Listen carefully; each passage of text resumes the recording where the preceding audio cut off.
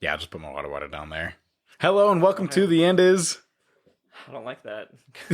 You didn't have anything planned. Sigh, everybody. Guys. I'm Nate. Welcome to episode 69. I'm Todd. There's such a softball, the 69th episode. We're doing it, guys. I can't count, okay? That's just sad. I just got dead silent. We looked each other in the eyes. Yeah. A realization washed over both of us. Yes. Welcome to the podcast. Another week. Yeah, exactly. Of the pod where we do what, Nate? We go over underrated movies. Sometimes. Yeah, exactly. Today is not that day. Today is not that day. Yeah, so normally we go over underrated movies. Mm-hmm. We usually put two themes with those movies, and we talk about those. Yeah. Quick research. We Google so you don't have to. Yes, exactly. Like, let's say we're doing a Super Smash Bros. Movie. Oh. What would our themes be? Team-ups. Like famous team-ups. So, I mean, you'd talk like Starsky and Hutch and things like that. Oh, yeah, We're just referencing all sorts of things we're going to get into in the pod. And, that's tough because there's so many different characters in that. Mm-hmm. Maybe I don't fucking know. Wow. I feel like there's one right on the nose, too. Really? Just Nintendo. Oh, just Nintendo in general. I try not to go too obvious. But, well, I don't know. Is that true? Maybe no, I go obvious. You go obvious at times. But when it's like a specific movie, I don't want to be like, Tom Cruise is our focus on, you know, it was Vanilla Sky. But I think the only time we did that was Robin Williams. Yes. Yeah. But that was for memorial's sake. Yes. Yeah. I thought you were trying to think of what movie it was. No. I'm just saying, like, because he had passed. Do you remember what movie it was? Damn it.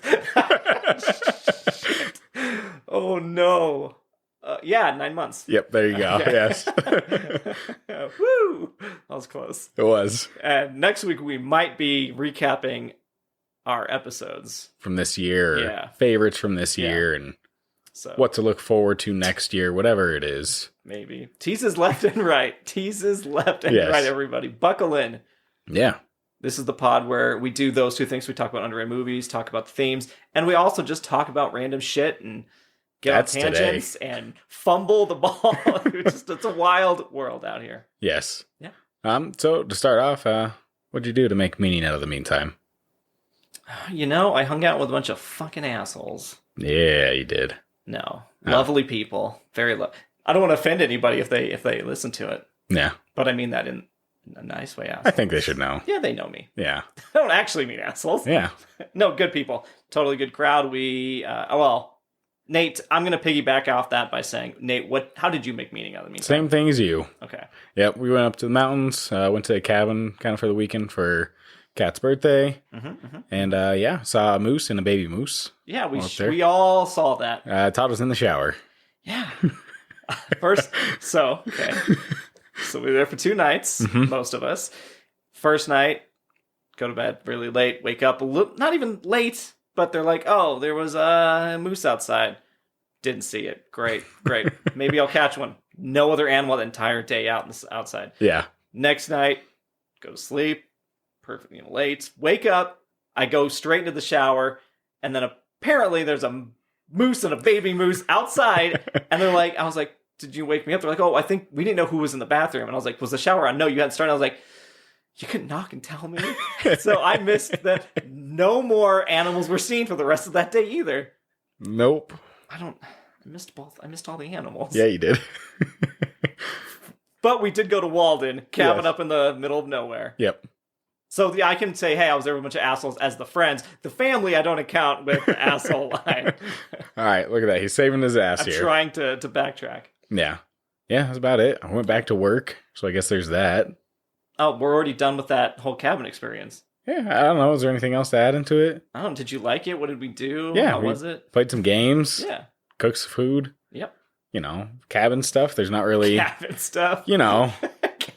We looked out the window. There's 3 sets of binoculars. Again, can't see anything, but... No neighbors by, so you can't even peep on them, Todd. With the binoculars? Yeah. Usually when I come over here, I immediately run to your front window. I get the binoculars out that you keep there, and I look at your neighbors. Yeah. I did see somebody's getting Domino's delivered. So oh, all right. I do know that gossip. Feels like the start of a Home Alone movie. Could be. And when I walked up to your front door, there's music singing. There's Christmas music. That's right. I put up my Christmas lights. So now it's stuck in my head. It's okay to be festive. I've never walked up to an entrance and had carols and singers are outside. Okay, real quick. Not saying carols and singers. We do not have literal carol people outside. We just pay it off, and they're just, oh shit! Someone's come up to the door. Let's get to the script here, guys, and start singing. I wouldn't be surprised if next time I show up, there are carol singers going up the tune of the box. Yeah. Oh, they're improvisational dance singing. Yeah. Yep, all of that, guys. We have no plan for this episode. Nope. It's a loose plan. It's a loose one. We will. What are we doing for this episode? So we're going over movies. It's hard to say because it was going to be like, movies maybe to stray away from and movies to see from a quick list that we put together. All right, I already forgot about that. At the same time, a lot of those are pretty solid movies. Yeah, well, I think we ended up going with movies we're never going to get to on the pod. Yeah. We can just kind of touch upon and go, hey, some of these are very popular, some of these are obscure, maybe they're not underrated, maybe they're perfectly rated. Yep. But these are ones that we have in our collections, ones that we've watched multiple times. So we're just going to do kind of like I called it a blitz at first, just because it's like, we'll put 5 minutes on the clock, and we'll talk about the movie, and then once that's done. And Todd doesn't think he can talk for 5 minutes straight, guys. So I can't talk good. Good. You really got to put that in there like that? I wanted to say but I need to emphasize it's not going to be good for 5 minutes. But if we don't get to 5, doesn't matter. We'll move on to the next one. We just can't get over 5. Yep. Which I don't think will be a problem. No. But that's how I took us out of the meantime by jumping directly into the premise of the episode. Yeah, but before that, you got any news? Oh, that's right. I do have news. Yes. I hope this is nobody's first episode. They're like, well then. Well, the end is, sigh. So I got this bit of news real quick. Fuck, you just asked me for my... I know, but you're taking too long. I was about to read it. Twitter has confirmed it'll be relaunching Twitter Blue on Monday, December 12th. For $8 a month. However, this paid service will give users such features as blue verification check marks will cost $11 a month. So there's that. That's obviously already launched. I had that news on my phone, and then I went, Nate doesn't even know about Twitter, so I deleted it. No? Yeah. Yes, they only... The best part about this whole verification for anybody like you or I could just get verified, quote unquote, and talk about it. It's so fucking stupid. It's just a money grab by the richest person on the planet. It seems ridiculous. It's just a money grab, but the best part about this is people keep using this meme where it's one guy pointing at another crying and says, this motherfucker paid for Twitter because we're all using it for free. Yeah. You don't need to pay for Twitter, you idiots. All right. It's only Musk fanboys that are paying for Twitter. 100%. I got my Tesla. Let's put Twitter with it. Right. The next thing, Twitter also announced the other news I deleted because I didn't think it was relevant, was that they're increasing the 280 count to 4,000. Defeats the purpose of Twitter. I can write 4,000 characters on what's the point? 280 was to keep you concise, to quick get message and get to quick. the point. Yeah, done. 4,000, it's a whole essay. People were trying to post the screen caps of how long that would look. It becomes Facebook now. It might as well be. Yeah. The platform's fucking garbage at this point. That's fair. Well, and completely non-Twitter news. All right, what you got? Michelle Yeoh's character in Everything Everywhere All at Once was initially conceived for Jackie Chan. Wow. Yeah, that's how much it changed. Damn. It wouldn't have been as good, by far. I love Jackie Chan, but it would not have been the same movie. No, it definitely wouldn't have. And it's weird because, like, watching the movie, I figured he would have been... I'm drawing a blank on his name, and I feel bad. Short Round. Key. We have the ability to Google. Yeah, we do. Google why I'm saying this. So Awkwafina, who was the side character in God damn it, now that I'm trying to think Shang-Chi, yes, was also in talks to be the role of Joy, but dropped out. Got the different actress instead. So I think it worked out. Awkwafina's good, but she's a very specific kind of comedian. Yeah, no, 100%. It's Ki-Hu Kwan. I said Ki. I knew it. Okay. Yeah, you had that part. Okay. But yeah, I figured that would have been more Jackie Chan style. Just because, like, the stunts and all that he's pulling off. Like, you see him fighting with a fanny pack, and you think that would be Jackie Chan. Exactly. Yep. But I'm really glad he was in there because he knocked that role out of the park. For sure. It would have been just a totally different movie. It's not that it would have been bad. It might have had actually more press ahead of time if Jackie Chan had come back to do something like that. But it definitely wouldn't have gotten the critical acclaim, I don't think. No. So going into more movie news here with Christopher Nolan. Yes. He has recreated the first ever nuclear explosion using practical effects in his upcoming biopic, Oppenheimer. Yeah. Yeah. I read that and I went, something about that is fake. Yeah. Something is not accurate in the reporting. We would have heard about a nuclear explosion type recreation. It's just one of those where you wonder, like, what are they talking? Like, it's just practical effects of his, like, on a small scale? Yeah, exactly. Yeah. It looks like it, but it's not. Because they obviously, yeah. That doesn't work. You can't do that. It doesn't make any sense. So people keep reporting that. I'm like, I don't understand how that tracks. Yeah. I mean, I guess bullshit, but just practical effects as far as like the dust, the explode. Like, I don't know. It's hard to say. It's one of those where you've recreated it. It gets me curious to see what exactly they're talking about. Right. And kudos to that if that's the case they're going for. I think they needed some hype for this movie. Yeah. Because you're not hearing about it. No. But now we're going, what the fuck does that mean? Yeah. But it could also be just a giant mislead. Yep.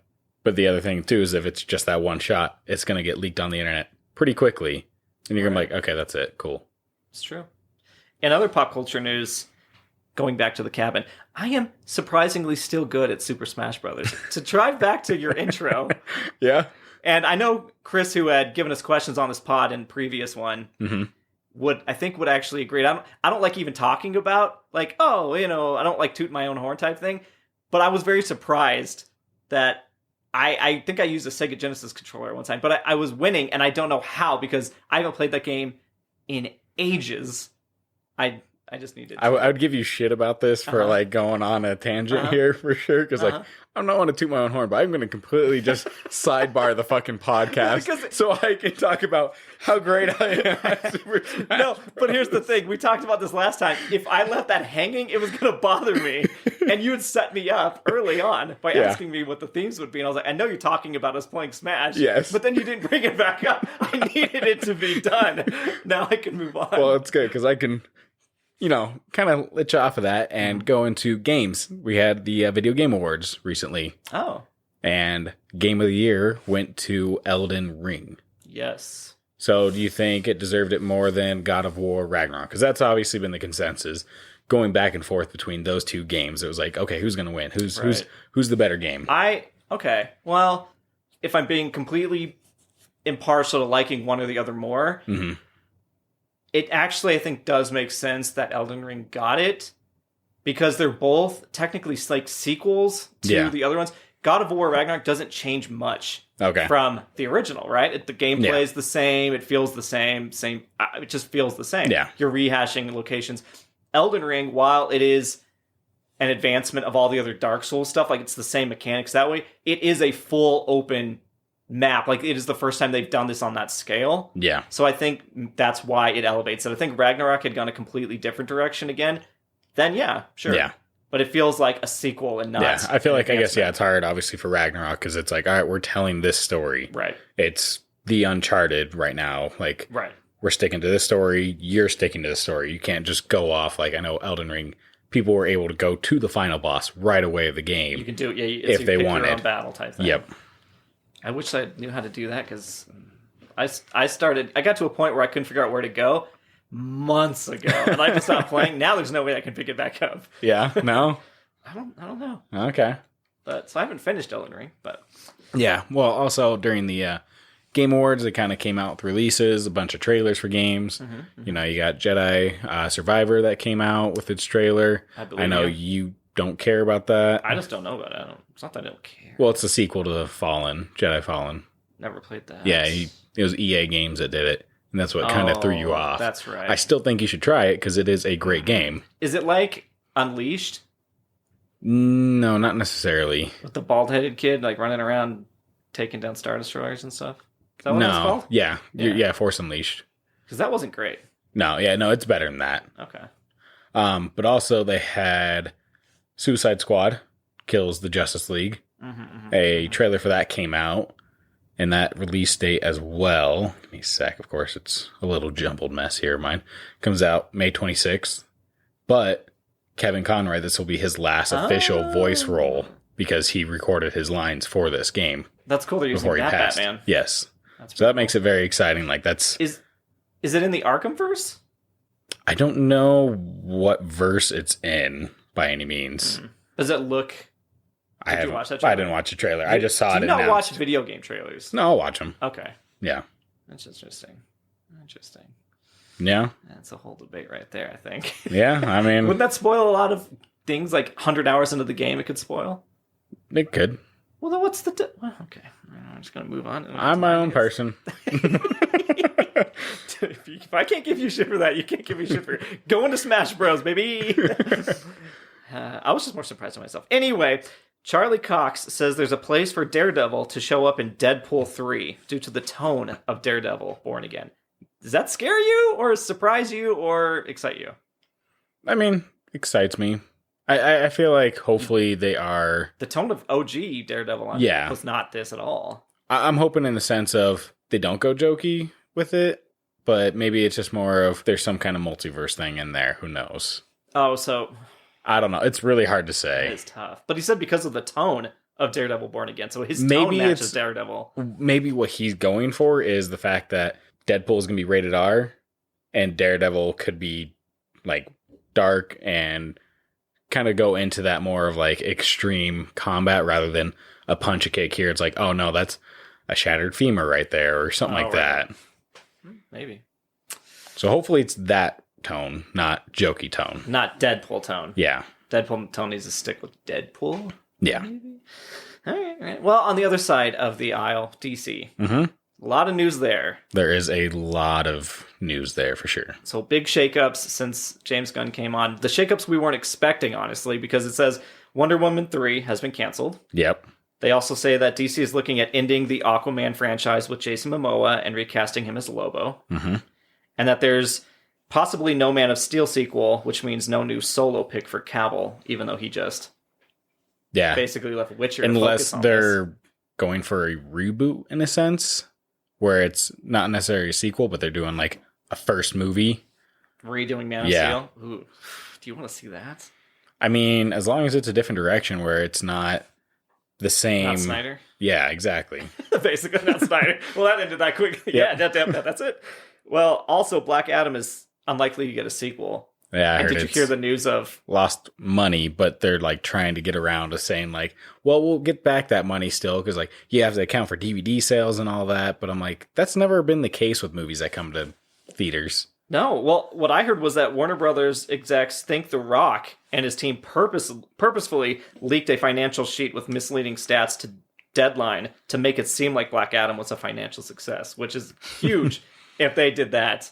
Yeah, that would be ridiculous. That wouldn't be good for The Rock's career at all going forward. No, he's Mr. Family Guy. Mm-hmm. Ooh. But, so James Gunn got to respond on Twitter while it's still there, guys. Yeah. He says, so as for the story yesterday, some of it is true, some of it is half true, some of it is not true.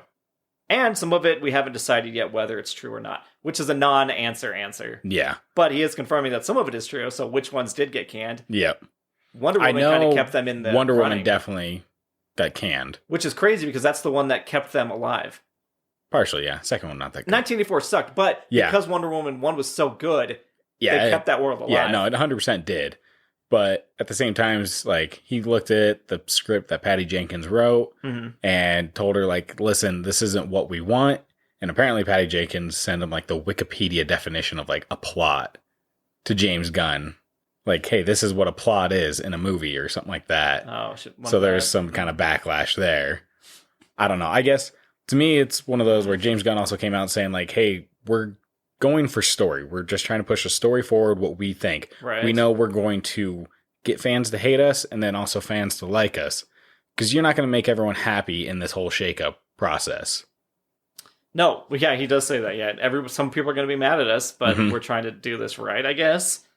Patty Jenkins, while her stories weren't great either, James Gunn isn't like some master story artist, like to trick us. And his are pretty. I mean, if you go back and look at those movies, they're pretty yeah, that's what's going to happen. Great. Yeah. We're not really surprised. It's not like he's some No, Nolan to but go he back does. to him. He does a good job though of like delving out a story while you're watching it. It's enjoyable. Right. You know, like a Peacemaker. For sure. I just then, like, if he was to be like, oh, this is what a plot is, like, the whole plot, Yeah. dick waving competition, even though Patty Jenkins, she's waving her metaphorical dick at his. Yeah.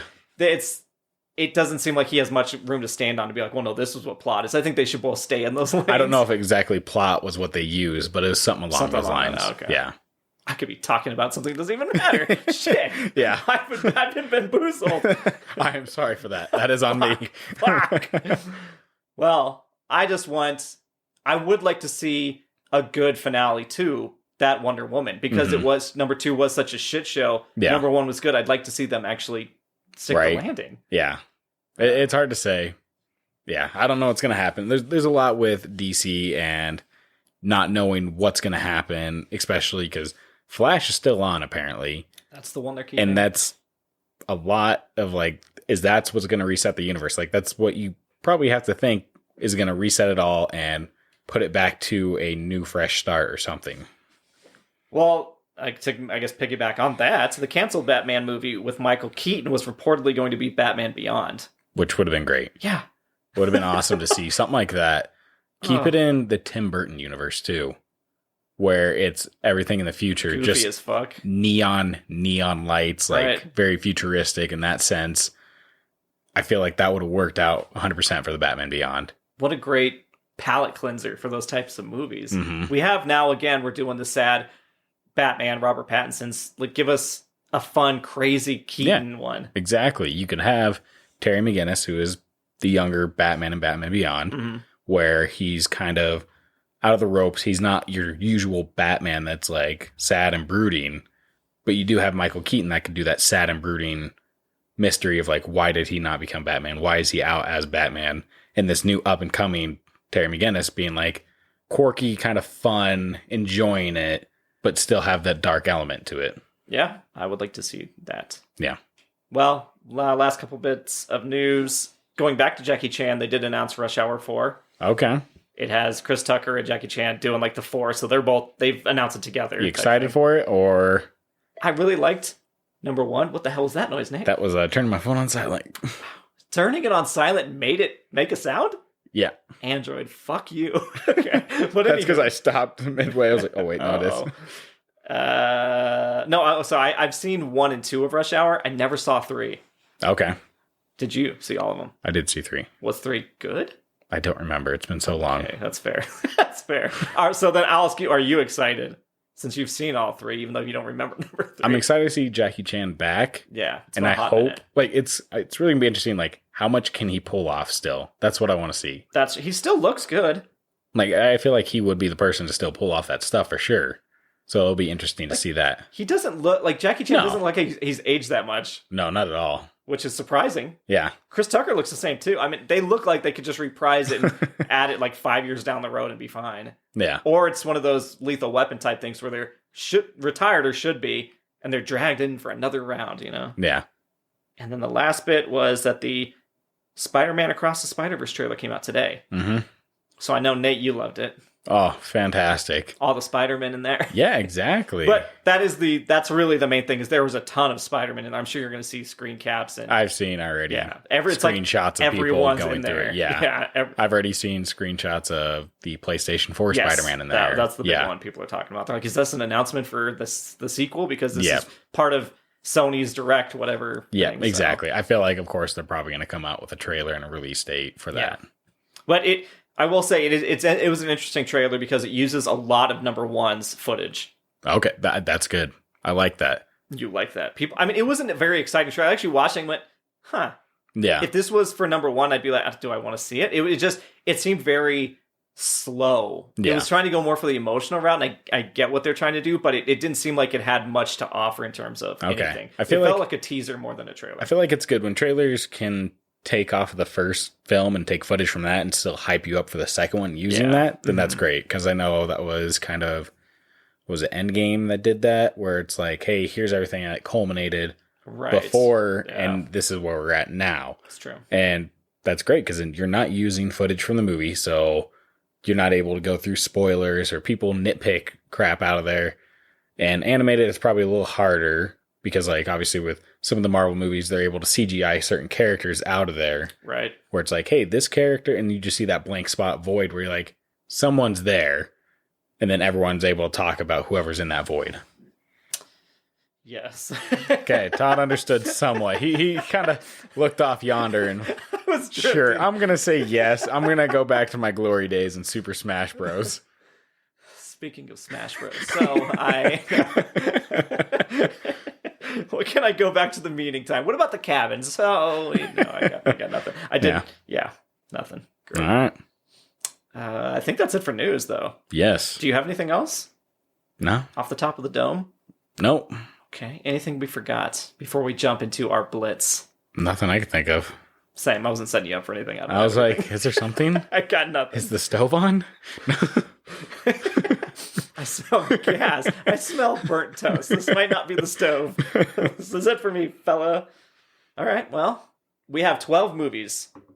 Yes. We have Edge of Tomorrow, Kick-Ass, Superbad, Starsky and Hutch, Galaxy Quest, Night at the Roxbury, 21 Jump Street, American Pie, We're the Millers, Uncut Gems, Small Soldiers, and Mrs. Doubtfire. All right.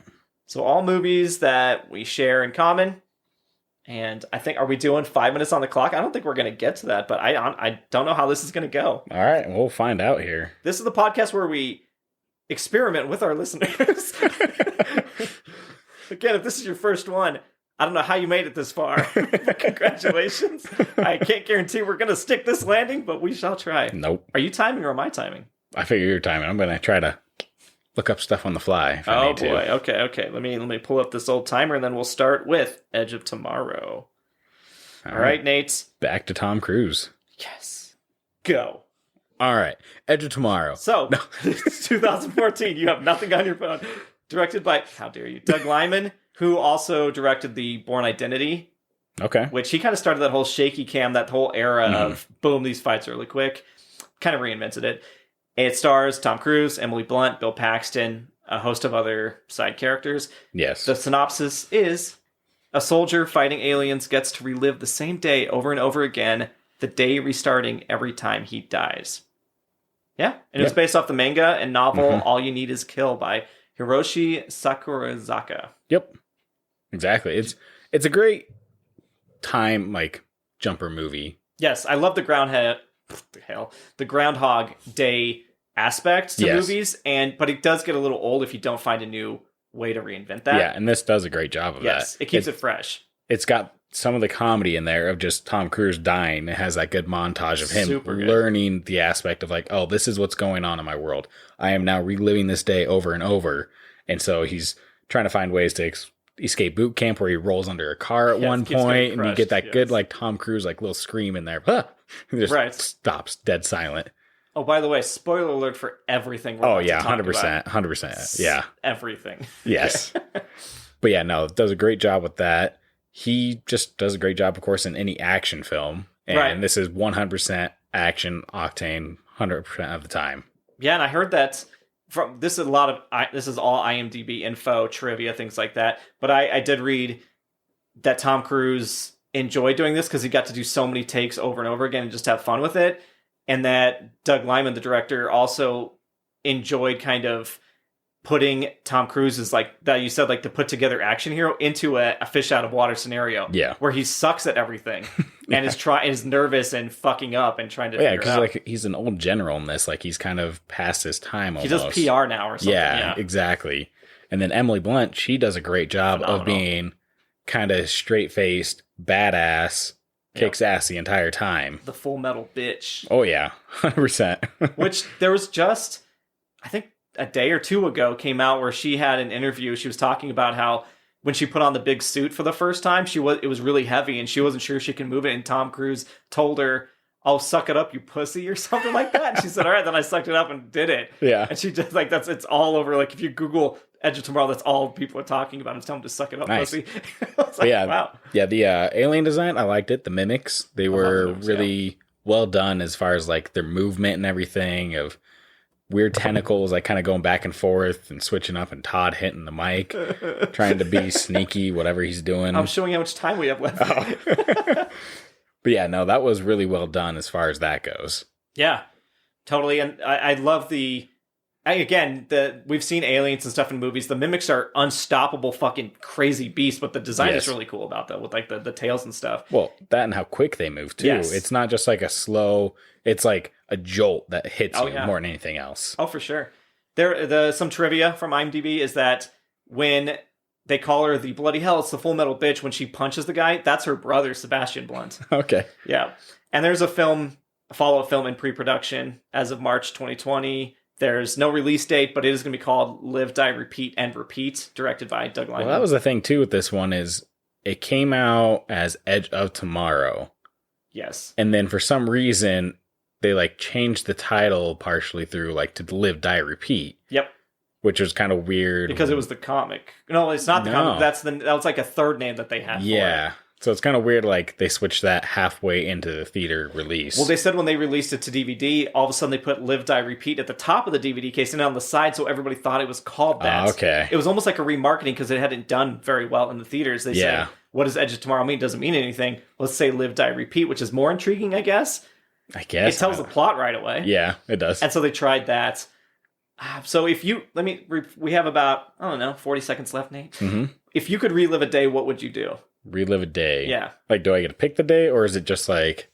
Let's say it was today. Today. Geez. Would you, try to drive as far as you can? What would you do? Oh, so you're just saying, like, today's day, go... Or it keeps repeating. Repeating. Oh, man. Every time you fall asleep, it's not the die. I mean, I guess I would just... I feel like, I'd kind of go explore different shit. Not go to work. Yeah, just see what I can do. You can get to Iceland in 8 hours, I'll tell you that much. You can, but I guess it's a matter of when does the reset hit? I don't know. I probably wouldn't have any time to answer this question. All right, that's it for that one. All right, on to Kick-Ass. Okay, yeah. Came out in 2010, directed by Matthew Vaughn, who also did Kingsman, X-Men First Class. Mm-hmm. He's the dude that sets up a thing really well and then doesn't really finish it well. Yeah. Because I love Kingsman, The Golden Circle. Yeah. But he did do The King's Man, which I have not seen. Yeah. No, King's Man has, like... I feel like there's one thing in there that kind of helped out the movie. But other than that... Okay. That's neither here nor there. That's a movie you can skip. Right. There's our stray. All right, so Kick-Ass. Yep. It was based off a comic book written by Mark Millar and drawn by John Romita Jr. And this is probably the one time he's actually had decent art. Oh, ooh, ouch. Yeah, I'm sorry, I don't like him. Shade. Jesus. This is the Shade podcast. Yes. But yeah, Kick-Ass definitely came into the movie scene where no one knew what was going on because it's just like, oh, hey, here's a normal person just being a superhero on their own. Yep. And the fact that it was rated R, like, I didn't even go, like, I remember going to the theater, seeing this movie, not remembering it being rated R. I was just like, cool, let's go see Kick-Ass. That sounds like a good time. Mm-hmm.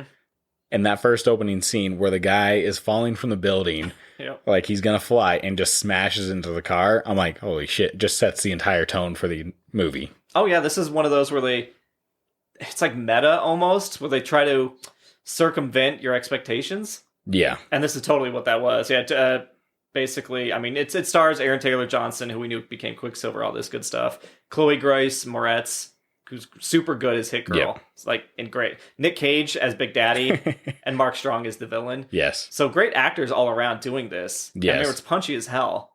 What'd you think of, like, I don't know how old she was in this role, Chloe, but going in, she's like, you fucking cunts, and she is going off, like, oh, yeah, with quite the mouth, and you're just like, man, the parents sitting there. Oh, yeah?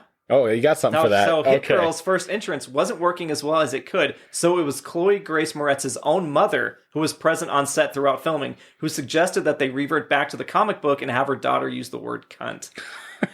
So that answer your question? That does. There you go. Yeah. Kudos to that mom. Mm-hmm. She knew what works. And so they say, like, she used it a lot, and she's had interviews of talking about how she used it. She's like, whatever, it was used for the movie. And she's like, but if I used it outside the movie, I would have been grounded, punished. There's no way. But I think the mom was like, this needs to work for the movie. Yeah. No, it makes sense. It's going back to the source material of, like, hey, this worked out here, so let's Right. Let's use it. And it's when they start to stray from the source material where it starts to get shitty. I did not like Kick-Ass 2 at all. Yeah. Almost like at all. There's nothing redeeming. I can't even think of it. Okay, so Kick-Ass stay, Kick-Ass 2 stray. Yes, there you go. All right. Usually that's how it goes with sequels a lot of times. Stray Sadly, away, yeah. They don't stick the landing. No, they just try too much. Yes. Instead of just keeping it simple. Because Kick-Ass 1 was simple about this dude that's not a superhero getting the shit kicked out of him, got some metal rods so he can take a little bit more of a beating. Yeah, exactly. But number 2, it felt like it did go full comic book superhero-ish. Yeah. All of a sudden you had Jim Carrey as Flag Smasher or something like that. Yeah. What's his name? Yeah. Is that his name? Mm-hmm. Did I get it? Yeah. Oh, I think fucking so. way. There's no now way. I'm second guessing There's too. no way. There's no way I got that. But I remember even Jim Carrey didn't love the character, and it's like, why cast him on that? Bro? Yeah. It's a whole thing. Yeah, that was a bad PR stunt on his end for that. But everybody wants obviously a Kick-Ass 3 to kind of again refresh it, kind of stick the landing. Oh, it's not Flag Smasher. I know it. Yeah. It is Colonel Stars and Stripes. I'm so far off, but you believed it. I know. I was like, that sounds right. No, that's a different character. Like that's a group. And Isn't that from fucking Falcon and yeah, Winter it Soldier? is. Yep. Thing is, I kind of knew that after I said it, but I was going to let you say if you believe me. Nope, I was going to look it up. But so the sequel may or may not happen. Matthew Vaughn said him and Millar have talked about it. They're really good friends. They talk multiple times a week. But that they're like, maybe we'll come back to it later on down the road and do kind of like, where are they now? Okay. So maybe when they're all much older. I mean, Aaron Taylor Johnson, he got jacked in the second movie. Jacked, yes. And then he was Tangerine in Bullet Train. Yep. So he's done good for himself after the movie. Yeah. Same with his other cast. Grace Moretz? Not her, but one of his other friends that was also Quicksilver, Evan Peters. Oh, yes. Yeah. Was he in that too? Yeah, he was. I forgot he was one of his friends. The friends have a lot of fun dialogue together. Yeah, they do. Which I didn't do all their quotes because some of them are pretty rough to read out loud, to tell you that much. Yeah. But it's so great in the moment. Especially my favorite scene is the Big Daddy rescue scene. Yes. It's in the dark. It's a strobe light flight. Oh, yeah. So When good. you have Nicolas Cage on the chair on fire and he's just like, now switch to kryptonite. It's so good. And that is it for that one. We are moving on to Superbad. All right. That is 2007. Directed by Greg Mottola, who's kind of hit and miss. He did Adventureland, Paul, that alien movie, which I didn't love. Clear History with Larry David, which was fine. I don't know. This is such a standout, though. I remember seeing this movie. I think it's probably the movie I've seen the most in the theater. Like, I usually don't go back in and watch a movie at the theater. Yeah. Unless it's something very special. But I saw this probably 3 or 4 times. Yeah, well, good segue, by the way, there, going from Kick-Ass to that, having Christopher Mintz-Plasse, and then he's in this as well. That's true. He is the iconic now fucking McLovin. Yes. I mean, that became a household name. Oh, yeah. That was huge. It's weird because, he's the third character. He's, the side character out of the 2 mains, but he became bigger than the main characters. I didn't start the clock, but we're going to take a minute off that. All right. Yes, no, totally. It's almost like, man, I don't have a good reference. I shouldn't have started that sentence.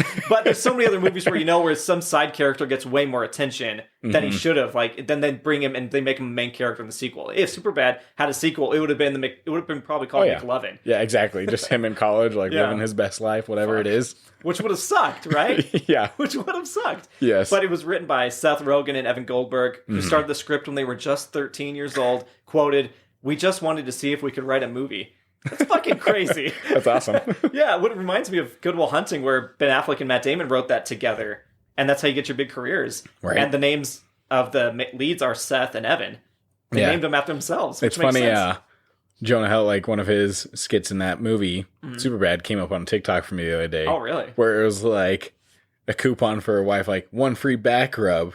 Oh, now you give me a back rub. But then, of course, Jonah Hill, oh, the only thing is my back's on my cock. Yeah.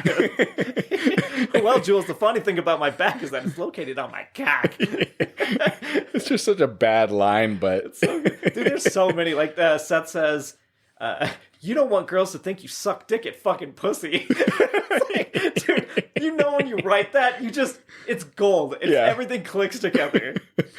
They also said that the word fuck is used 176 times. The movie itself is only 113 minutes long. That averages to approximately 1.6 uses of the word per minute. 84 of them are said by Jonah Hill. Damn. Yeah. I feel like I need to go back and watch that Yeah. just for that reason, just to go through the fucks. Oh, yeah. Well, I think this movie, to my point earlier about going to see in the theater, I saw it so many times because it was a theater experience movie. Yeah. You can laugh and watch it at home and have fun, but I've never seen an audience laugh more than I have watching that. Yeah, no, that is the best, is when you do get that audience laughter. Mm-hmm. It's a whole nother experience to movie. That opening week, like, vibe. Yeah, exactly. You can go to a friend's house and watch it. And yeah, you maybe laugh with that friend, but with random people, you have no fucking like knowledge of who they are, and you're all just laughing, enjoying this one moment in your time. Yep. Fucking awesome. It's unbeatable. Yeah. What's a movie you've seen multiple times in the theater? Multiple times. How to Train Your Dragon. How many times did you see it? I saw it probably 3. Holy shit. Yeah. Making me feel bad still once again that I haven't seen it. Oh, another bit of trivia is that the penis drawings, which are heavily featured in this, Yes. were done by David Goldberg, Evan Goldberg's the co-writer's brother. They were close to 1,000. There were close to 1,000 produced, but only a handful were featured. How he threw 1,000 dicks? I just imagine him on set every day of just drawing a new dick, Right? just going at it. Oh my gosh. Just going at it. I mean, what else would you do? Like, all right, another dick. Where's his inspiration for this dick today? Because, like, there has to be an inspiration for each dick every day, right? Oh, yeah. Because me, if I draw a dick, it's usually just a one dick, and that's it. That's all I'm doing. How often are you just drawing one dick, mate? You know, back in high school. Oh, sure. That's usually what it was. This podcast table has dicks all over it. Every time I show up, there's a new throbber. Let's see. I think with this one, again, if... I just drew a complete blank in my brain. Does that feel good? Does that feel good, everybody? It's happened a few times on this movie in particular. I also looked down to see how much time we have left because I'm also trying to keep track of knocking a minute off, and then it just disappeared. It had something to do with the party scene with the crotch and the dancing and oh yeah, the period blood and all that. Something, guys, look up your own trivia. All right, okay. I'm gonna say time's up for Superbad. All right, just remind me to hit the starter on this one. All right, we're going on to Starsky and Hutch. Nice. From 2004.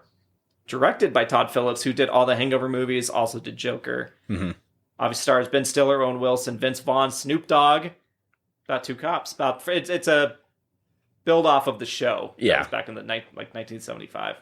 But yeah, this movie was great. Mm-hmm. It had a great vibe because it was in the 70s it took place, or was it 80s? 70s. Okay. Yeah. And it just... I think my favorite scene from this is the cocaine scene. Where Which one? They go in and it's like, oh, I just got this bag of sugar here. Because the whole thing is that's the right. cocaine is pretty much undetectable. It's just a bag of sugar to everyone. Right. So like, oh, cool, some sugar. Which I'm is just a going great to plot. pour it in coffee. And then they just start going to town using it. Ben Stiller's like, hey, I'm bored. I'm bored. Starsky's bored. Let's go dancing. Come on, let's go dancing, guys. They go to the freaking nightclub and just have a good old boogie time. Dude, those two together, Stiller and Wilson, are so good. And I think they said it was like the 5th or so time that they teamed up. Yeah. Which, did you think Ben Stiller did a great job? Oh, yeah.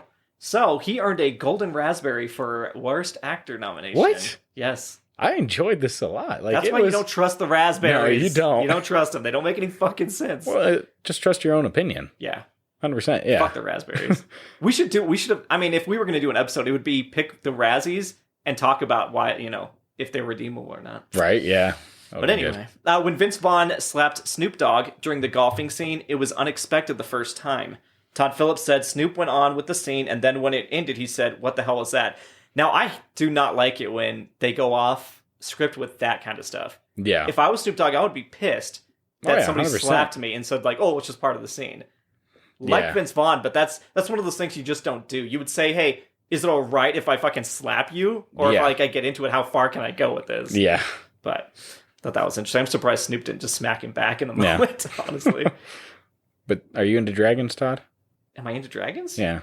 Oh, yes. Will Ferrell? He said they filmed all of his stuff in one day. Wow. Yeah. I mean, I guess there's not a whole lot for it to do, but... Pop in, pop out. Yeah. Prison scene, just, hey, no, turn your back, arch it a little. Now, just give me ooh, that's scary. Twin dragons, is that what it was or something in there? Yeah. One of the funniest scenes I think I laughed at was the knife throwing scene. When it's the dude hiding behind the counter and they're just throwing tiny knives at him all the time. Yeah, in the apartment complex, whatever it was. Yeah. And Todd Phillips says that it was supposed to feature ninja stars, but instead it was scrapped when learning that any scene featuring ninja stars would automatically get an 18 ratings in the UK. Damn. Yeah. So ninja stars are specific to them to be like, nope. So if Teenage Mutant Ninja Turtles had ninja stars. Oh, that's true. Automatic 18. In the UK. Shit. Maybe that's why in number 2 they never use their weapons whatsoever. Which is a shame. Yeah. A couple big quotes I pulled out in here was Starsky, and we used to quote this as, in Bay City, when you cross the line, your nuts are mine. Yep. And then this one made me laugh so bad when I was looking at it today. Hutch says, so it goes back and forth. Okay, let me ask you a question. Which one do you want? Because we're going to stick to this. Starsky says, I've always had a thing for blondes. Hutch goes, good, because I'll take anything. That was, yeah. I love that fucking line. Well, those 2 hot chicks and all that, too, yes. so. Good, because I'll take anything. Yeah, but the best part in the end, Hutch ended with them both pretty much. That's true. Like, Starsky pushed aside, and Hutch was just playing his guitar, soothing him. Yeah, and the Snoop Dogg was actually pretty good in this. He was. It's weird, like... as Huggy Bear. When you come with actors, or I guess, musical artists coming into the actor scene, you're never sure what's going to happen. It's almost like you have enough of your own stuff, right? Exactly. Oh, yeah, 100%. Especially Snoop Dogg. Yes. He's got plenty going for him. He'll do fucking anything now. I like Snoop Dogg, but he'll sign up to do a lot of stuff now. It's just, you're making that money. I get it. Oh, yeah. Well, I think he's big into, like, Call of Duty. I think he's sponsored a lot of that stuff at times. Oh. Yeah. Well, he also used his car. They were looking for a specific old car in that movie, and they couldn't find it, but they're like, oh, and Snoop Dogg was like, yeah, I own a car that's like that with that color. It's like, of fucking course he does. So that's his car in the movie. Yeah. I remember all the bloopers. It's kind of one of those first times I started appreciating bloopers. Because they show him at the end of the car braking like 100 different times trying to do that big jump. Yeah, the boat jump. Over jumping the boat. And I was like, I think every comedy movie should have bloopers. I don't care how professionally they think they are. I mean, if it doesn't have bloopers, I think that's a bad comedy movie too, though. That's true. Because then, did you really have fun on set? Because I think that's a big part of doing a comedy movie is making sure you have fun on set. Yep. I got it in. I got it in. And the buzzer. At the buzzer, guys. He was putting his finger up. Don't you fucking do that. Don't you go Don't you go there. Don't you go. All right. Next up, Galaxy Quest. Oh, that's a good one. 1999, man. Different time. Directed by Dean Parisot, who has a big career in TV. Did a lot of Justified episodes. Did Monk, who has Tony Shalhoub, who's in this. Bill and Ted Face the Music was his last one. Okay. Which is interesting. It's an alumni cast of space opera television series. People have to play their roles as the real thing when an alien race needs their help. Yes. Starring Tim Allen, take him or leave him, Sigourney Weaver, Alan Rickman, Tony Shalhoub, Sam Rockwell, Daryl Mitchell, and Justin Long. It was actually Justin Long's first movie. Okay. Yeah, it was his cinematic appearance. I don't know if he did TV or something like that. But there is so many Star Trek nods and things in this that you can be fans, old, young. This movie is fucking phenomenal. It fits for everybody. Yeah. It's one of those where even if I think you're a diehard Star Trek fan, you're going to go into this like, this is a Star Trek movie. Yeah. Like, take away, some of the comedy, some of it. But still, it works. It's, hey, we're going on a quest and it's in space and, the bad guys, that's your Klingons right there. Oh, yeah. So, what did they call them? The Terimians or something like that. Or the Thermians. Okay. And to that point where they said, or there was a quote from J.J. Abrams, he loves it, and he says they would talk about it making Star Trek, that everybody on crew would be like, that Galaxy Quest is one of our favorite Star Trek movies. That's how much it's like informs things, and it's like it's so well done in there. Yeah. And obviously one of the breakout performances in there is Sam Rockwell as Guy. Yes. I don't know. I think I really enjoyed Alan Rickman in his role in this movie. He's very just because he's sick and tired of being at these conventions. Thespian. Well, I mean, I guess everyone in a sense. Tim Allen is the one that's all about this. He's taking over the limelight. He's the one that gets all the autographs, all the praise, but his crew is just pushed aside and they're nothing. Right. But it said that the scene wherein Tim Allen is in a men's room overhearing how the cast of Galaxy Quest are nobodies and all the co-stars can't stand him mirrors an actual event in William Shatner's life. He discovered the exact same things about himself when he attended a 1986 convention. I could see that. That's rough. Yeah, that would be rough to... That you're nobody and they hate you? Yeah. Fuck. Yeah, that would suck. So a couple standout quotes in there is when they're looking at they go to that one famous planet. There's a rock monster on that. And he's like, could they be minors? Sure. They're like 3 years old. Minors, not minors. You lost me. Like, Tony Shalhoub in there and everything. A great wordplay for sure. Yes.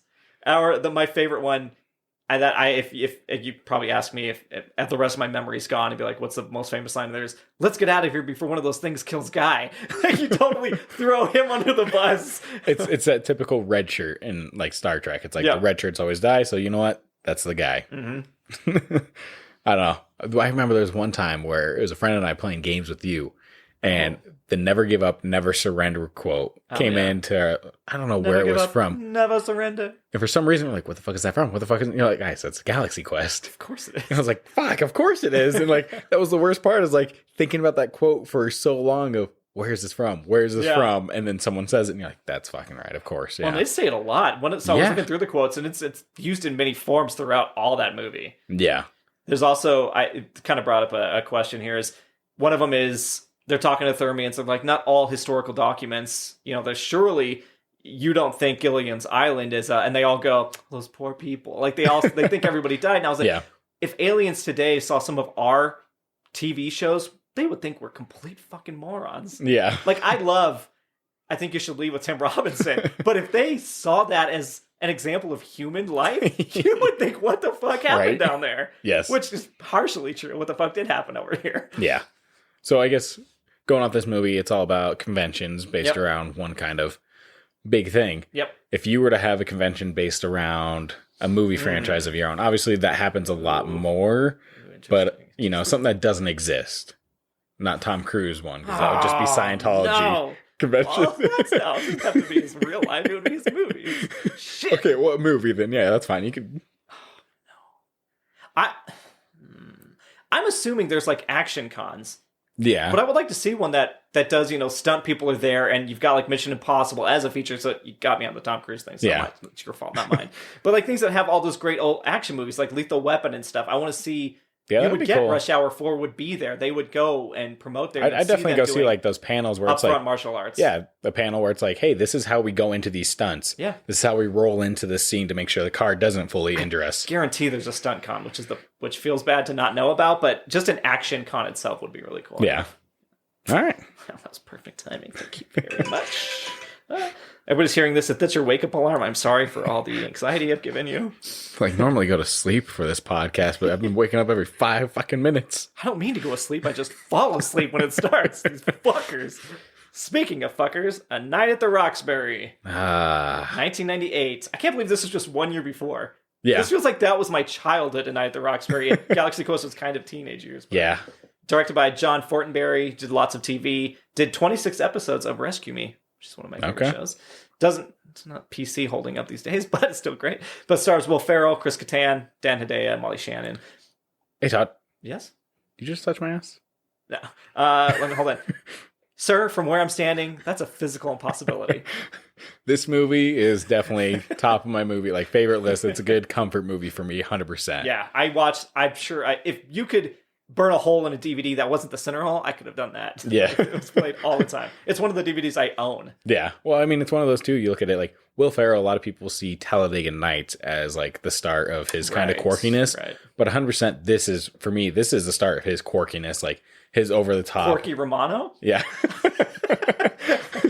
Yeah. But yeah, no, this is the start of it for me here. The way it was done, What Is Love, that song. Baby, don't hurt. And the dance, everything. Like the head nod? Oh, yeah. I mean, we can all do the fucking head nod. And when he breaks the window, I broke the window again. I'm just going to tell Dad it was you, but it wasn't me. I know. Gosh. Like, it doesn't have HBO. God. There is so many one-liners from this movie that can just be pulled from it constantly, over and over. Or even Molly Shannon is just a side character. She's so evil in this. Yes. But she's taught, like, they're doing whippets all the time or whatever, but they're having sex once, her and Kattan, and she's like, IKEA. And you're like, yeah, she's like, we're going to be bigger than, like, Home Depot. We're going to be bigger than IKEA. Yeah. It's so good. God, or they're Inside Out nightclub. I was like, that could be fun. Oh, yeah. No, it's such a simple concept, but it works for this movie. Yes. And this movie, yeah, 100% is based around nightclubs where you have Chris Kattan and Will Ferrell just having issues getting into these popular ones. Yep. Until finally they're rear-ended by Richard Grieco. Oh, yeah. From 21 Jump Street. The 21 Jump Street guy? Yeah. Emilio! Like, Emilio. We used to yell Emilio all the time. If we were getting in line at a club in town, you're always yelling Emilio. Yeah, that was the Mighty Ducks Man. The Mighty Ducks Man. I Emilio. swear to God. Dude, this is just us quoting fun movies, but this is what you fucking signed up for. It was Eva Mendes's first cinematic appearance. Okay. And she also makes an appearance, she makes an appearance as a bridesmaid in this that Will Ferrell couldn't stop staring at. But in 2010, she plays his wife. Yeah. What's up? What's up? Pace yourself. Do you want some drama? Yeah. So, according to Chris Kattan, after completing the film, Will Ferrell didn't speak to Kattan again until the 23rd season of Saturday Night Live due to an on-set relationship between Kattan and producer Amy Heckerling having upset him. Kattan alleged that Ferrell had said, "So I got all your messages, but I didn't call you back because I didn't want to talk to you." The production of the film caused the end of their friendship, which had started when they were both members of the Groundlings. They worked together in SNL until Ferrell left at the end of season 27, but have never collaborated on anything since then. Wow. That's kind of crazy. That is quite the drama, like, for everything. Yeah. On that relationship did it. And what's is interesting is Will Ferrell married Porsche Girl, the blonde Porsche, the female of this movie. That's his wife. He's been married to her since 2000. They have 3 children. Well then. Yeah. So I like a lot of the suits from this. Oh, dude. Like the costume design in this. I'm surprised they don't get more play than the Dumb and Dumber ones do all the time. Yeah, that velvet, like shiny, chic, purple and blue and everything. Yeah. Those are like very good, and they like that would be a great Halloween costume right there. All right. Yeah. So we're ditching anybody to the side this next Halloween if we can do it. Yeah, that or we do the black like see-through sequins shirts. Both. Yeah. We have to take off the top ones and have that under. But then we also have to have on a boombox and play that when we come into the room. Yeah, and then you go third and you just go Speedo after that. Oh, Jesus. I don't want to wear a Speedo. I have a sit-down job these days. I'm not in grocery 20,000 steps a day shape anymore. Baby, don't hurt me. Yeah. No, the costume design in this was great for them in their clubbing scenes, and it fit everything for the 90s. Oh, yeah. Name? Stephen Doug Butabi. Your brothers? No. Yes. Man, works every time. Like, everything is quotable in this fucking movie. Operator 328. The cell phones that they have, the giant bricks. Dude, I always wanted one of those. Never had one, but I always wanted to have that opportunity. Oh, Mom got lipstick on you, but it makes it look like you're making out. Cool. Gross. Well, Emilio. Yes. That takes us off. Guys, we had 2 seconds left. That's amazing. We could have kept going, let's be honest. We could have. But that takes us to 21 Jump Street. Oh, Richard Grieco himself. Yes, back in action. 2012, directed by Chris Lord and Phil Lord and Chris Miller, who did the Lego movie 22 Jump. They did the sequel. Yep. Which I didn't like the sequel. I didn't see it. I strayed away from that. Strayed. That's a stray. Okay. Mm-hmm. Which...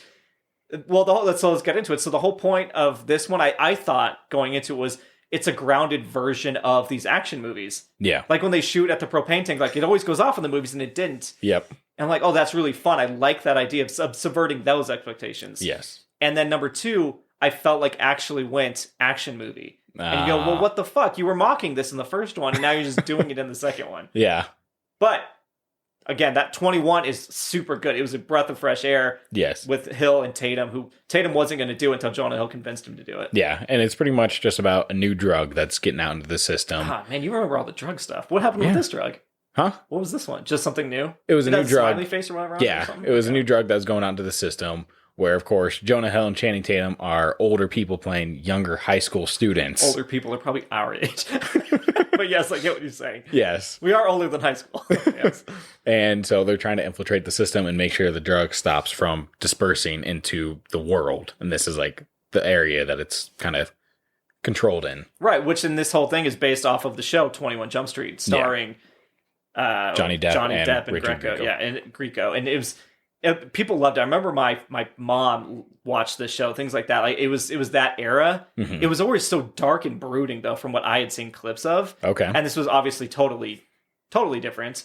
Where he says, one of the quotes from Deputy Chief Hardy, who was Ice Cube, says, we're reviving a canceled undercover police program from the 80s and revamping it for modern times. You see the guys in charge of this stuff lack creativity and are completely out of ideas, so all they do now is recycle shit from the past and expect us not to notice.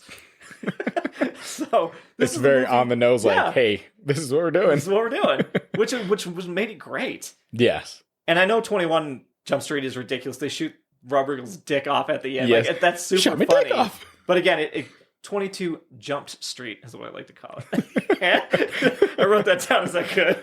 Is that good? No. It works. Okay. Well, to go back to the Superbad thing, Seth Rogen and Evan Goldberg did have uncredited rewrites on the script. Okay. So they have their touch on this, which makes sense. It feels that youthful, that high school setting, they're really good at capturing, I guess. Yeah. And it did say that all original cast members from the 21 Jump Street 1987 television show have cameos in the film except for Richard Grieco and Dustin Nguyen. In one scene, the bad guys watch the original television series on television, and almost every shot shows Nguyen's character. Greco and Nguyen later cameo in the sequel. Okay. So they all eventually got to it. Yeah. But how do you miss 2 actors for the first one? I don't know. Come on now. Yeah. What did you think of the whole, when they went to school and all that, it's like, oh, it's cool to be, a piece of shit. But it ends up being like, no, actually the nerds, like the smart people are actually the cool kids and all that. That's kind of how it is. It's not all the way. It's that very much spotlighted. But in the 87 show, it was not cool to be the nerd. And they're like, well, no, dude, now we're all eco-friendly and stuff. Why are you driving this muscle car? And they have like the backpack that Channing Tatum hangs so low, which we all have back problems because of. Right. One shoulder strap and all that. Which one's cooler? Do you hang it low? One strap? How do you hold the backpack? And I always forget that Brie Larson is in this. She's the girlfriend. Yeah. That Jonah Hill or whatever. She skates by a lot in movies where she's in there, but you don't really, like Scott Pilgrim, right? Yeah, she's there. You don't notice it's her per se. I don't know. It's not like she's changed a ton where I'm like, oh my god, I didn't recognize her. It's just like, oh yeah. Yeah, because then wasn't her in Spectacular Now as well? Yes, the girlfriend. Yeah. That's all right. I like, this is a funny line where Dave Franco's talking to Tatum and he says, you look really old. Were you held back? No, you look super young. Were you held forward? Because he's such a fucking idiot, but it's so good. He is an idiot in this movie. Like, he plays a great job. Like, Channing Tatum, kudos to him in this movie. It just, I'm an idiot, and he goes for it. 100%. Most of the quotes were just disgusting, but it was him just being dumb as shit. And it mentioned at one point, Dave Franco's character says that he does not trust Channing Tatum's character because he looks like he is 40 years old. In reality, Tatum is only 5 years older than Franco. Well, kudos to them. Good casting on that part. I wish I could pass off as a high school kid. Like, that's crazy. I don't look like I could be in high school. Do I, Nate? If I shaved? I'm trying to think back when you shaved the beard off and all that. Maybe. Oh, fuck you. So that's a no. Good timing. We're moving on to another high school romp. Probably the most famous of them all. That's American Pie from 1999. Directed by Paul Weitz and Chris Weitz, who also did About a Boy. So, previous episode. Works. Jason Biggs, Chris Klein, Thomas Ian Nicholas, Sean William Scott, and Eddie K. Thomas. That's the 5. That's the core cast. They got huge from this movie. Yes. But yeah, it's about guys making a pact to lose their virginity by prom night. Yep. In high school. Yeah. It's premise. It works too. Cause like if you're in high school watching this, you're like, oh shit. And it's weird because it sets the tone. You're like, shit, am I supposed to? Is this like, yes, 100% like I need to do this? Because it happened here in the movie. And should I do this? In real life, I do recall there being pressure to not leave high school being a virgin. Yeah. Like, and I don't think it was because of American Pie, but they used that as like, this is the zeitgeist is what everybody's feeling. 100%. But as a guy, you're like, I can't go to college a virgin. Like, it's crazy. But that's for everybody that says that. There's another million that did, and it doesn't matter. But it's just I just remember that it was a thing. Yeah, how much it kind of swayed the society of going forward. Of like, this is what needs to happen. Right. Yes. Yeah. It says when submitting the script to the studios, screenwriter Adam Hertz titled it "Untitled Teenage Sex Comedy That Can Be Made for Under $10 Million, which studio readers will likely hate, but I think you will love." So that was smart of him. Yeah. It was later changed to East Grand Rapids High, then East Great Falls High, then Great Falls, and finally American Pie. Completely switched. I mean, it totally works too. Like, obviously the premise, you have Jim, who is pretty much inadequate. He's not been with a girl at all. He's nervous as fuck. And his friends are all like, oh, yeah, it feels like apple pie. Warm apple pie. Yes. And he's like, McDonald's or homemade? It's such a good line. And then to come find, he's at home, and what's sitting on the windowsill is a nice warm apple pie his mom made that day. Dude, I remember seeing that in the theater. That so many laughs, but like awkward cringe laughs, because he's full on humping that thing. I watched this movie with my parents. Yeah, I don't want to one up you here, Nate, but the first time, I think you've heard me tell this, the first time I saw this movie, my friend, very conservative mother, very introverted, she took us 3 boys to go watch this, and we sat down, and the first scene is over black. It's the sound of a porn. Yep. And it's sex, and I remember us just kind of looking over at her, and her just dead-eyed staring straight at the screen. She was not going to make eye contact with us. That was the most uncomfortable thing I'd ever experienced to that point. But laughed our asses off, because it almost, I don't know if it made it better, because it was like, how are we getting away with this? Because like, all she could probably think about is his parents going to find out that I took him to this? Yes. My mom, you know, you wouldn't give a fuck had I seen this. You didn't care, but she would. Yeah. And if the situation was reversed. So you watched it with your parents. At home? Yes. How did that go? It was interesting. It was just like oh yeah, I don't like girls, cover my eyes. Oh no. Oh hey, Nadia. Dad was he as cool as Eugene Levy about everything? I don't know. They were just on the couch sitting in the back. I was sitting on the floor. So there wasn't really like any conversation, because I think we had some other family, like it was my cousin was over and all that too. So it was like a family movie gathering. And this one has so many dirty iconic lines. Yeah. It's at one band camp. At one time I stuck a flute in my pussy. Yep. It gave us MILFs. Yes. That's a whole category on every site. Not that I know, but like it's a whole category all the time. Yes. What is a MILF? It's a mom I'd like to find online. Oh, okay. I thought you were waiting for the timer to go off there for a second. Hold on for another minute.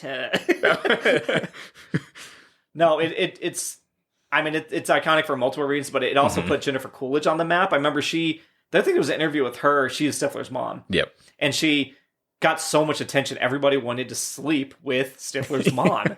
Yeah, so I can see that. Man. Yeah. Hell yeah, I wish I was Stifler's like dad. That would be great for anybody to get that recognition. Yep. But no, and it says the film was originally rated NC-17 by the MPAA. It took 3 resubmissions to obtain an R rating. A few scenes had to be edited or trimmed. The main reason for the MPAA's NC-17 decision was the infamous pie scene that you mentioned. In the original cut, Jim did 4 thrusts into the pastry, too many for an R. The filmmakers and the MPAA wound up settling on 2 thrusts. The fact that the amount of thrust is what deterred him from that is great. Kevin went down on Vicky for too long. Stifler, at first, they said, how's the man chowder instead of the pale ale? I had more information, but somehow we ran out of that time. But we're moving on to a more recent, We're the Millers, in 2013. Directed by Rawson Marshall Thurber, who did Dodgeball, and the most recent Red Notice on Netflix, which I did not see.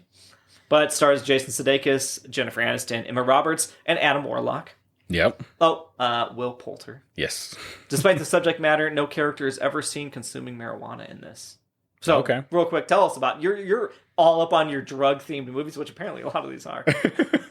So what happens in this? Pretty much, you got Jason Sudeikis, where yes, he's like me. He fumbled all of it.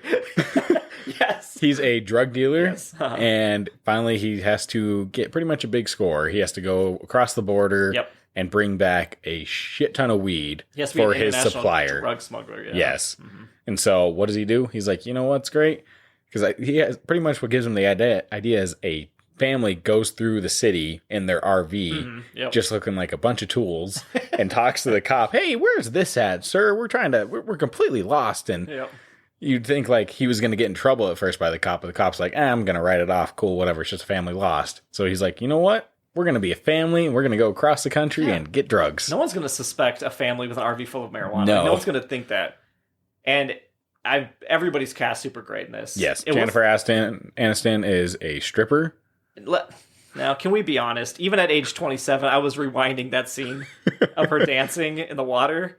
Phenomenal. Oh, she does a great job there. She kills it. I'm sorry. I don't even, but I'm not sorry. Okay. Emma Roberts, she's just kind of like a homeless person, but she's not. She's mean as fuck. Yeah, You don't it works. fuck with her, yeah.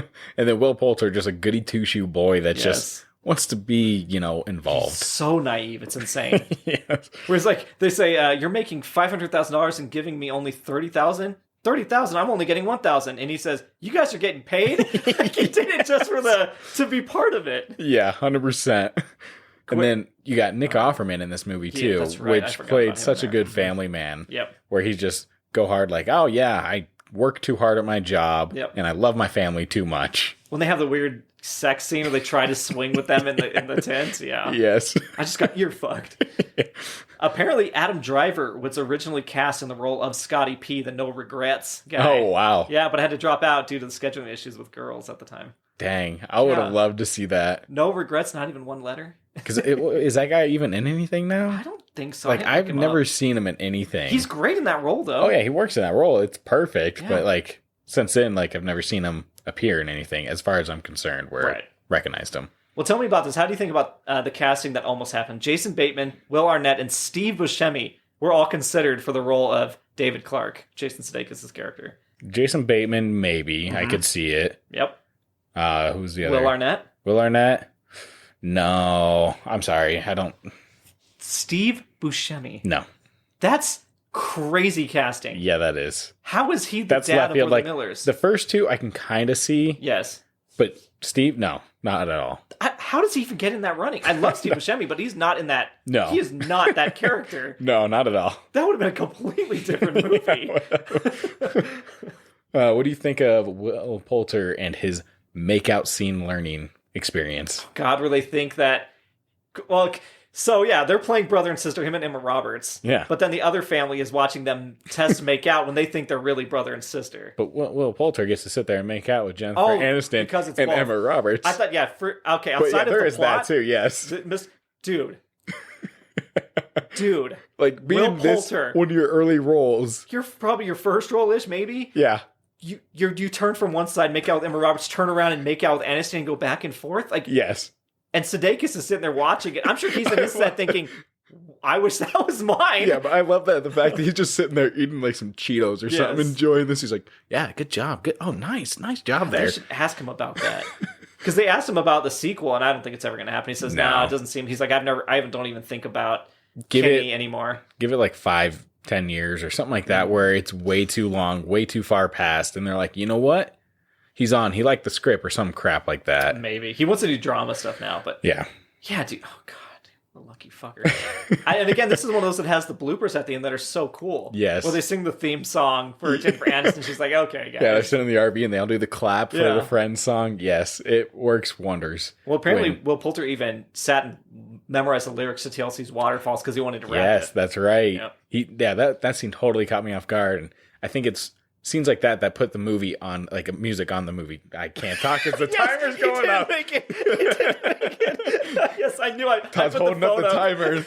Just fumble words. But the thing is, I fumble without even have a timer. I just didn't even have a timer. God damn it. Oh, well. Let's take a stark change in tone. All right. To Uncut Gems. Yes. 2019, directed by Benny and Josh Safdie. They did a lot of shorts before that. Not really much else, but a movie called Good Time with Robert Pattinson, which I've never seen, but this is what sold people on, like, making and watching the movie. Yeah. It actually says that the Safdie brothers wanted to make this film for several years and prior to Good Time, but couldn't get the project off the ground due to the lack of financing. During that waiting period, Robert Pattinson contacted the brothers via email and said he was interested to work with them after he randomly discovered the poster of actress Arielle Holmes, covered in pink neon light from their previous film, Heaven Knows What, on the internet. After they met with Pattinson, liking him and being inspired by his energy, the Safdies spontaneously started to write Good Time with him in mind. Then after the premiere at Cannes and the following critical success, the brothers found themselves getting calls from Hollywood executives and offers including a big-budget superhero movie, which they declined and instead secured financing for Uncut Gems. So Robert Pattinson made this movie happen. Wow, that's kind of a crazy, like, turn of events, right? Going from that to this. Yeah. But, You said turn of events. This is Adam Sandler. No, this is still comedy, right? It's a very, very Sandler movie. It's right up there with Hateful Eight. Or no, what is his? Oh, gosh. His version of it? I can't remember. It's dumb. I don't think I ever saw it, though. But no, it's not. Movie Halloween, and there's some other crap. He did out like there. a 8-film deal with Netflix or whatever. But yeah, definitely not a grown-ups type Adam Sandler. No. It is 100% drama. Such a good performance. He kills it. He knocks it out of the park. And I think they did a good job of, because basketball, being involved, and Adam Sandler love for basketball, it worked in there as like a good passion project of him being able to work in this industry of being a dealer for diamonds. Yep. And finding the one diamond. For some reason, it's just awe-inspiring when you look at it. Yeah, and it's Kevin Garnett is supposed to get it right. So Kevin Garnett, the basketball player, even is in this movie as himself getting it.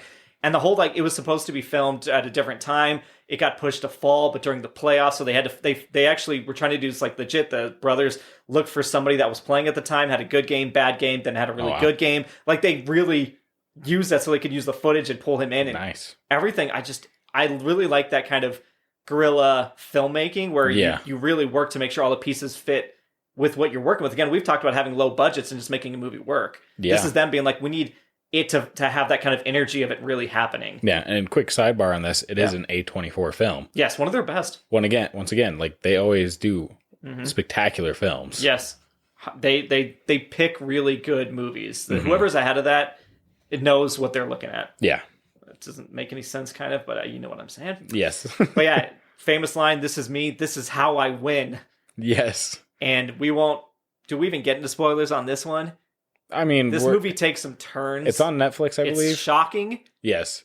It is on the edge, like, you are... It's a rush at the end. Oh, yes, fuck, it's a you rush. are sitting in Adam Sandler's shoes, and you're just nervous the entire time for him, being like, oh my gosh, what the fuck? Like, you want him to get out of this alive. Yep. All the side bets, everything that's going on with him throughout this movie, and you're worried for his sake. Even though at times you don't agree with what he's doing, right? You're still there side by side with him, like, don't fuck up, don't do this. He keeps making like parlays and going in, and if he doesn't get this, these mob guys or whatever are going to kill him. Like, he needs to win this fucking bet. It all has to work out perfectly. Yeah. It is a great suspenseful film that it just, for some reason, there's not a lot going on, but they do a good job of building this small world that you don't know anything about. Because like when I went into this movie, fucking diamonds, that was definitely left field. Yeah. Nothing. I have no idea what the fuck is going on.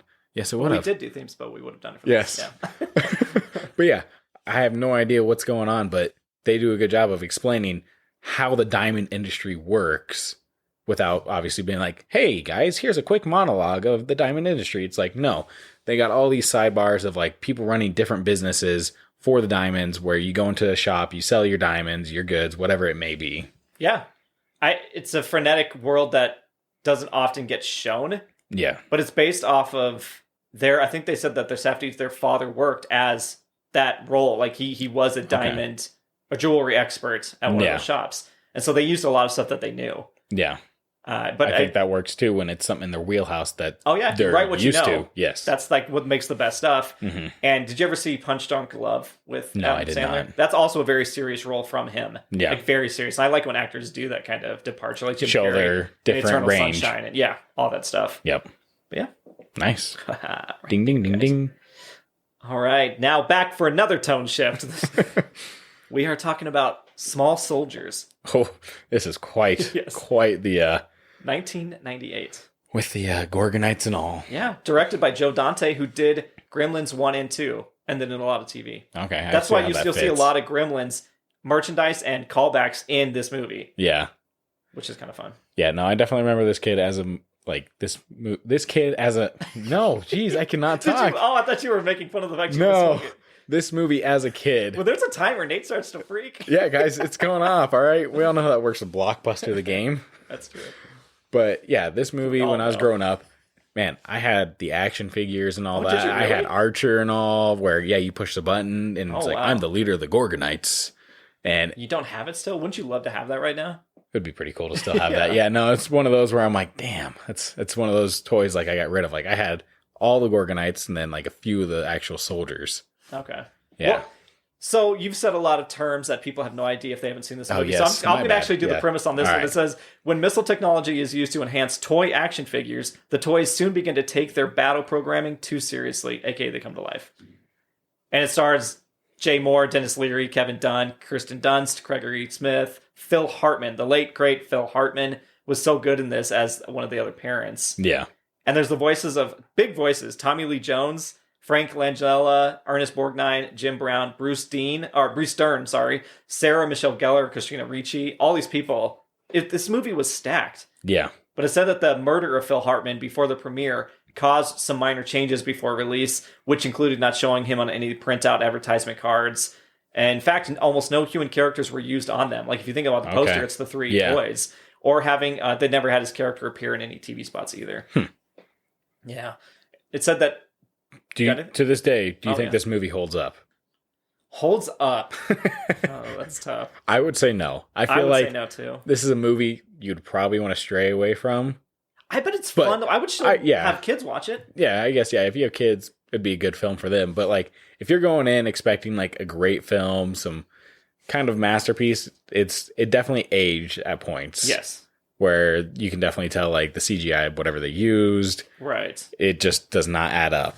No, that's totally fair. I agree with that. I also think this movie was a blend of children's movie and adult horror. Yes.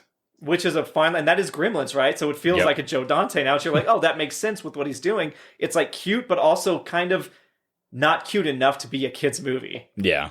And they said that on making the movie, director Joe Dante recalled, originally I was told to make an edgy picture for teenagers, or when the sponsor tie-ins came in the new mandate. Dude, trivia on IMDb is never grammatically correct, but he says the new mandate was to soften it up as a kiddie movie, but it was too late as it turned out, and there are elements of both approaches in there.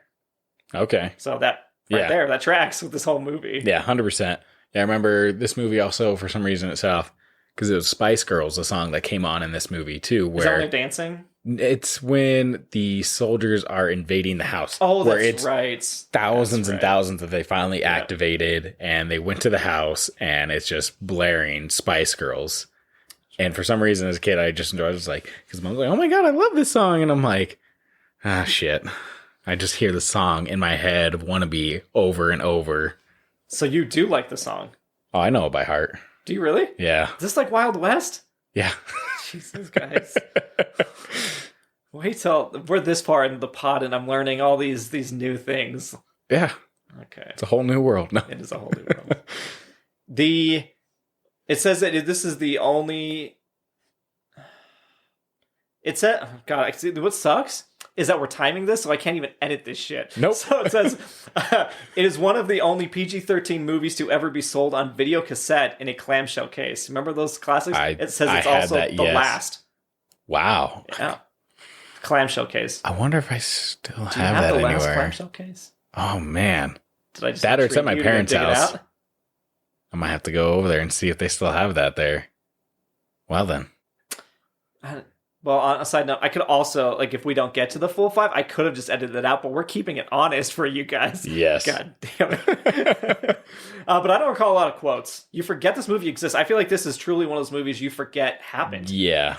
No, it definitely, like, I didn't say I forgot it just because it was a big part of my childhood, but I could see how you would forget. If you mention this to other people, they go, they have no recollection of this movie. It just went by. A lot of people didn't watch it. Yep. Yeah. Cool. Guys. Cool. It's like, how do you feel in that last bit of the timer? You're like, you don't want to talk over it and like it go off and feel like you're cut off. It's just cool. Well, you know what is cool, Nate? Our final one. Mrs. Doubtfire. 1993, baby. Directed by Chris Columbus, who did Home Alone 1 and 2, Harry Potter 1 and 2, and our previous 9 months. So, got to do the Robin Williams twice. Yes. We all know the story there, but it stars Robin Williams again, Sally Field, Pierce Brosnan, Lisa Jacob, Matthew Lawrence, and Mara Wilson. Yes. It is a great movie. It's pretty much about a father and a mother in kind of a quarrel where they're always fighting. They're not always seeing eye to eye. And Robin Williams ends up getting divorced with the mother, Sally Fields. He refuses to, like, grow up. Yes, he's a kid and he he's throwing the thing that sets it off is the big party he has at the beginning for his kid's birthday. I hate that party. I hate it. Yeah. I know this movie isn't supposed to be like the most illogical masterpiece, but he's got like a backwards hat or sideways. He's dancing on the table with these kids, and there's an animal petting zoo just running amok in San Francisco. It doesn't make any sense from an adult's perspective at all. No? No, it's fun kids movie at that point, but that doesn't fit like the rest of the tone to me. Okay. How smart he tries to be later. Like, he's hip hop. Like, it's insane. But anyway. Yeah, but it sets it off to where, all right, we're getting a divorce, and he pretty much doesn't get the custody that he wants, which is fair. I mean, who wants to ever just give up their kids? Right. So he decides, all right, what can I do?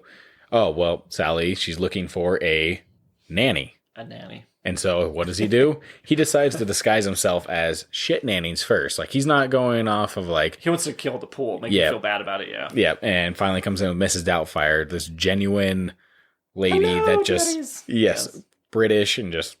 You love her. It's like old Mary Poppins. Yeah. Yeah. Well, I mean, and the reason this movie works is Robin Williams. Oh, yeah, 100%. If this was anybody else, this movie isn't beloved. Yeah, I can't imagine anyone being in that costume and playing. You can't imagine? Who do you think was offered the role? Oh, gosh. William Dafoe. Tim Allen. No. Oh, God. That would be so bad. Yeah, he was offered the role. And he was also offered Stu if he didn't get the first one of Pierce Brosnan, but he turned down both. I mean, I could see him a little bit more as Stu, but still at the same time... Pierce is so good as that. Yeah, no, Pierce does a great job. Hunky, dude. He has to be hot. Yes. Tim Allen's not some, like, ripped Pierce Brosnan character. Yeah, no, Pierce in that role works 100%. Yeah. Tim Allen, like, he maybe could have pulled off a little bit, but at the same time, he wouldn't have been as that hunk, like, you see him at the country club Threat. of, like, an eye candy or anything like that. Yeah.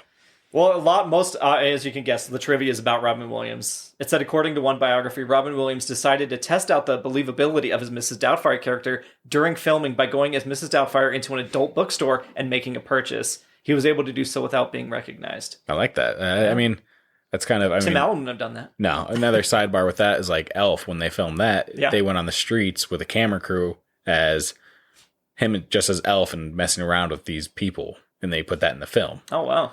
So it's a great job to actually like bring that character into real life and see how it portrays. Yeah, how would they react? I mean, because then if you can react in the real world, it helps you to inform the decisions in the fake world. Yes. This is what he would do. Mm-hmm. Would that be method hacking? No. Yeah, kind of, honestly. I mean, it's a little bit, but it's not where you're completely...